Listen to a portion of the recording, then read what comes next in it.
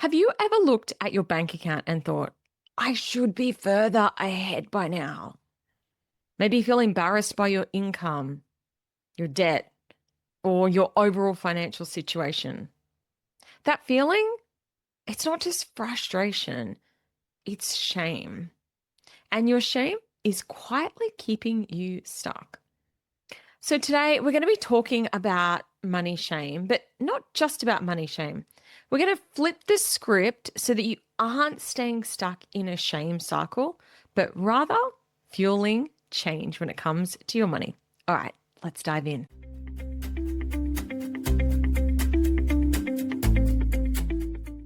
Just a quick note before we dive in.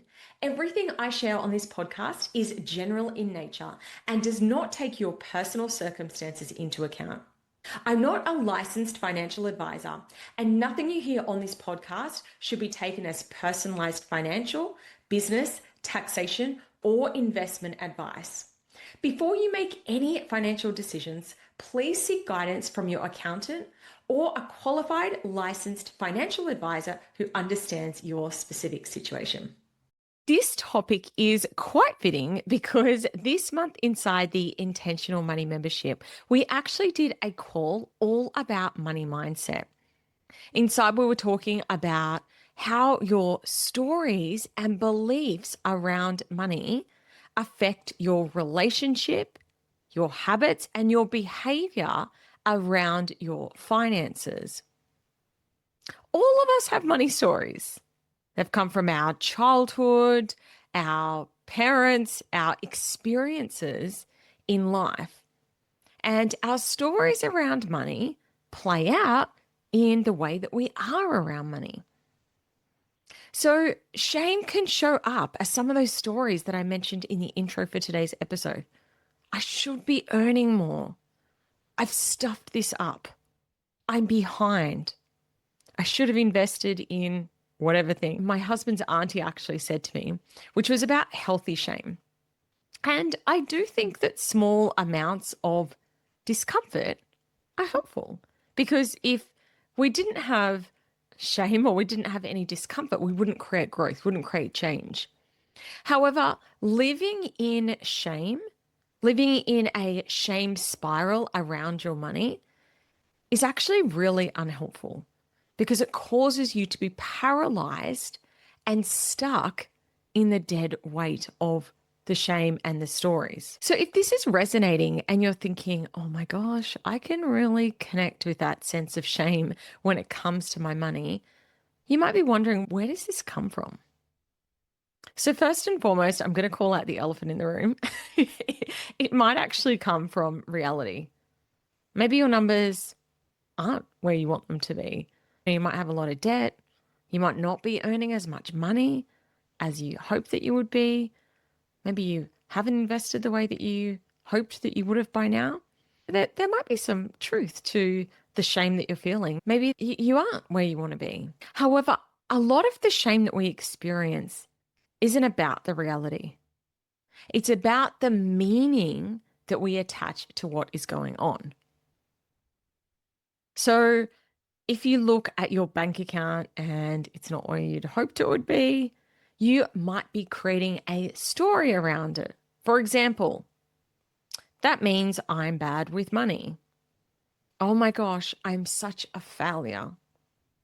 I'm not as successful as I should be. You are taking what you're seeing and you are creating a story around it. And where do these stories come from? Well, they come from a number of places. I'm going to call out first and foremost social media because today's day and age of Instagram and TikTok, we look online and we see people on yachts and flying business class, and we can sometimes get this feeling like I should be doing these things or this is where I should be. I'm sure you've seen that MTV show Cribs.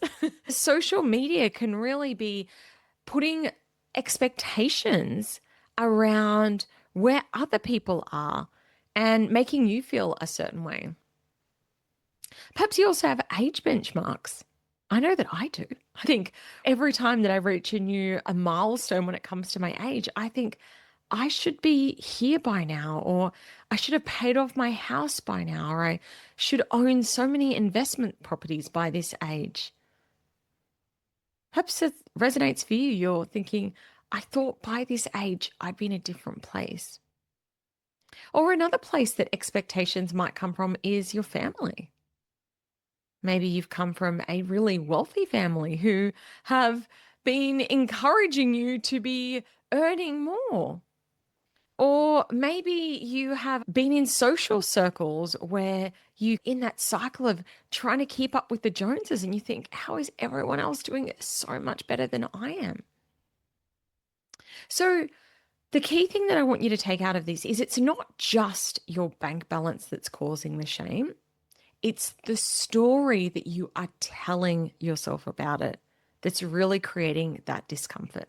I mentioned earlier that shame can be a really unhelpful experience and that it can be keeping you stuck. So, what happens when you are in a shame spiral? The first thing that can happen is that you go into avoidance mode. You're like, oh my gosh, it's too overwhelming. I can't deal with that. And so, what you do off the back of that is you don't check your bank accounts, you avoid making decisions around money. Maybe you use drugs or alcohol just to switch off because it's easier to numb than it is to actually face the discomfort. You might also find that you go into paralysis. So you just think, I'll just keep doing things the way that I've always done things because I am too overwhelmed and stressed and I don't know how to move forward from here. Or maybe you are having a lot of anxiety and overthinking and you're stuck in these, I should do this, I don't know what to do. And you're not taking any action because your mind is just racing. Or another thing that you might find that happens when you are in a shame cycle is that you go into ego protection. You think, I'm not going to tell anyone what's really going on for me. I'm not going to reach out and get help. I'm just going to have to try and figure this out. But here's something that I want to share with you because a lot of times with our stories that we have, we are thinking what other people might be thinking. And I want to share with you, I'm a CPA, I worked as an accountant, as an analyst. When I look at numbers, I am not judging. I've seen all kinds of things in people's bank accounts over the years as a business coach, as a finance coach. And for me, I'm like, it doesn't really matter to me. I'm simply asking, okay, what are we going to do about it? This is exactly the same that I used to be when I worked in big corporations. Okay, business is down. What's the game plan moving forward? It's unhelpful to sit there feeling bad or sorry for yourself. The key thing is, okay, how are we going to move forward from here? And truthfully, and I guess maybe this is because I'm an accountant, numbers are just numbers on a page. At the end of the day, it's not about where you've been, it's about where you're going. If any of this is resonating, you might be wondering, okay, I recognize that I am in a space of shame and you want to change it.